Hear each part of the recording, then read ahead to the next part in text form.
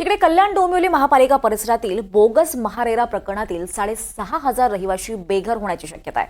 उच्च न्यायालयाच्या आदेशानंतर महापालिकेनं 48 इमारतींमधील रहिवाशांना पुढच्या 10 दिवसात घरं खाली करण्याची नोटीस काढली आहे। याच पार्श्वभूमीवर रहिवाशांनी खासदार श्रीकांत शिंदे यांची भेट घेतली आहे। दरम्यान ज्या विकासकांनी नागरिकांची फसवणूक केली त्यांच्यावर कारवाई झाली पाहिजे अशी मागणी श्रीकांत शिंदेंनी केली आहे। आणि त्यांचा कुठेही दोष नसताना देखील त्यांना आज मला वाटतं त्यांच्यावरती कारवाईची टांगती तलवार आहे। कोर्टाने आदेश दिलेले आहेत। यासाठी आम्ही वकिलांची मदत घेतोय, त्यांना एक टीम देतोय। त्याचबरोबर UD डिपार्टमेंटमधून कशा प्रकारे त्यांना मदत करता येईल, त्यांना सेफगार्ड करता येईल। परवाच मला वाटतं महाराष्ट्र राज्याचे मुख्यमंत्री देवेंद्र फडणवीस साहेब बदलापूरमध्ये असताना त्यांनी देखील आश्वासित केलेलं आहे लोकांना की आम्ही पूर्णपणे जे आहे लोकांच्या पाठीशी आहोत।